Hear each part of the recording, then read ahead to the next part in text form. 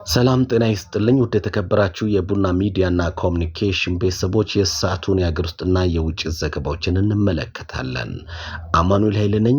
ከመጨረሻው ድረስ ከኛ ጋር ከቆያችሁ ይህንና ሌሎች ዘገባዎችን ተሰሙታላችሁ። ርዕሰ መስተዳድር ዶክተር ኢንጂነር ነጋሽ ዋጌሾ የአምራች ኢንዱስትሪ ማምረቻ ማዕከልን መርቆ ከፈቱ። ርዕሰ መስተዳድር ዶክተር ኢንጂነር ነጋሽ ዋጌሾ በኮንታ ዞን አማያ ከተማ በክልሉ መንግስት የተገነባውን የአምራች ኢንዱስትሪ የማምረቻ ማዕከልን መርቀዋል። ፕሮጀክቱ በቀድሞ የደቡብ ክልል ጊዜ ተጀምሮ በተለያዩ ምክንያቶች ግንባታው የተጓተተ ቢሆንም የደቡብ ምዕራብ ኢትዮጵያ ህዝቦች ክልል ምስረታ ማግስት የክልሉ መንግስት ነባር ፕሮጀክቶችን አጠናቆ ለህብረተሰቡ ተገቢውን አገልግሎት እንዲሰጡ በሰጠው ልዩ ትኩረት ተጠናቆ ለምርቃት መብቃቱንም ተናግረዋል። የማምረቻ ሼድ ግንባታው የክልሉ የልማት ድርጅት በሆነው ኮንስትራክሽን ኮርፖሬሽን መከናወኑ የተገለጸ ሲሆን የማማከር ስራው ደግሞ በክልሉ ኮንስትራክሽን ባለስልጣን የተከናወነ ነው። ፕሮጀክቱ ከ93 ሚሊዮን ብር በላይ የሆነ ወጪ ፈጅቶበታል። በምረቃው መርሃ ግብሩ ላይ የክልሉ ምክትል ርዕሰ መስተዳድርና የግብርና ቢሮ ኃላፊ አቶ ማስረሻ በላቸውን ጨምሮ ሌሎች ከፍተኛ የክልል አመራሮችና የዞን አመራሮች እንዲሁም ጥሪ የተደረገላቸው የአካባቢ ነዋሪዎች ተገኝተዋል።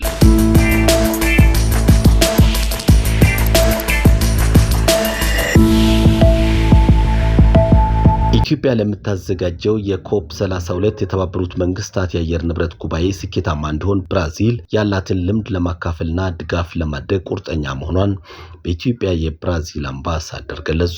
አምባሳደሩ እንደገለጹት በቤሌም ጉባኤ የኢትዮጵያ ንቁ ተሳትፎ ሚና እንደነበራት ጠቁመው ሀገሪቱ የአየር ንብረት ለውጥን ለመከላከል እየወሰደች ያለው እርምጃና የነደፈችው ብሔራዊ ስትራቴጂ የሚደነቅ ነው ብለውታል። የኢትዮጵያ የአረንጓዴ ልማት ስራዎች ለአፍሪካ ብቻ ሳይሆን ለመላው ዓለም አርአያ ነው ያሉት አምባሳደሩ ኢትዮጵያ በአረንጓዴ አሻራ እያከናወነች ያለው ተግባር ለሌሎች ሀገራት ምሳሌ ይሆናል ያሉት። ኢትዮጵያ የዓለም አቀፉን የንግድ ድርጅት በአባልነት እንድትታቀፍ ብራዚል ሁሉን አቀፍ እገዛ እንደምታደርግም ገልጸዋል። በቅርቡ የኮፕ 30 ጉባኤ በብራዚል በቤሌም ከተማ መካሄዱን አስታውሶ ብራዚል ኢትዮጵያ አዘጋጅ ሆና በመመረጧ መደሰቷን አምባሳደሩ ተናግረዋል።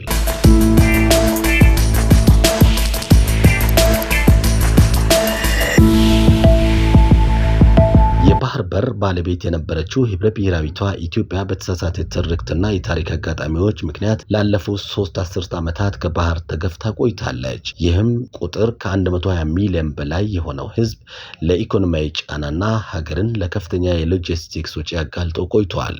ኢትዮጵያ በቀጠናው ደህንነቷን አስጠብቃ ለመቀጠልም ከባህር መገፋቷ አንድ መሰናክል ሆኖባትም ዘልቋል። ጠቅላይ ሚኒስትር ዶክተር አብይ አህመድ የባህር በር ጉዳይን አስመልክቶ በሰጡት ማብራሪያም ኢትዮጵያ በጂኦግራፊያዊ እስር ቤት ውስጥ ሆና መቀጠል እንደማትችል መግለጻቸው ይታወሳል።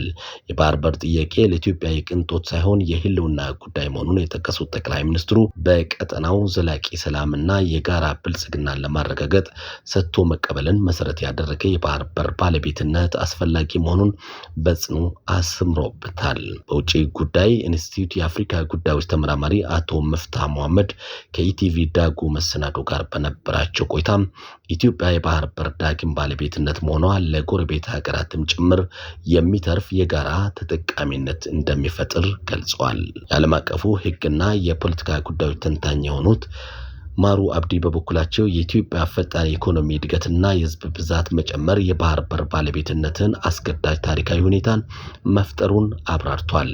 ይህ ጉዳይ የመንግስት ብቻ ሳይሆን የመላ ኢትዮጵያን የጋራና የማይታጠፍ የትውልድ ጥያቄ መሆን እንደሚገባውም አሳስበዋል።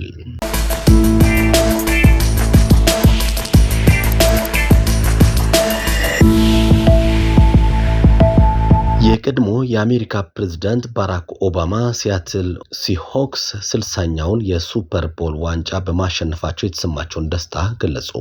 ፕሬዝዳንቱ በማህበራዊ ገጻቸው ባስተላለፉት መልእክት የቡድኑን የመከላከል ብቃትና የግለሰብ ተጫዋቾችን ድንቅ እንቅስቃሴን አድንቀዋል።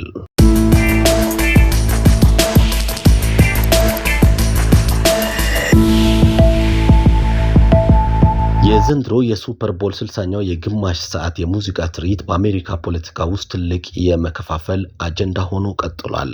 ፕሬዝዳንት ዶናልድ ትራምፕ ትርኢቱ ለሀገር ታላቅነት ስድብ ነው ሲሉም ገልጸዋል። ፕሬዝዳንት ትራምፕ ባወጡት መግለጫ የባዲ ባኒ ትርኢት በታሪክ እጅግ አስከፊ መሆኑን ገልጸው ዝግጅቱ የአሜሪካን የፈጠራና የልቀት ደረጃ እንደማይወክል ተናግረዋል። ከቡና ሚዲያና ኮሙኒኬሽን የሳቱ የሀገር ውስጥና የውጭ ዘገባዎች ይመስላሉ። አማኑኤል ኃይለ ነበርኩ። በያላችሁበት ሰላምና ጤናን ተመኘው። ጤና ይስጥልኝ።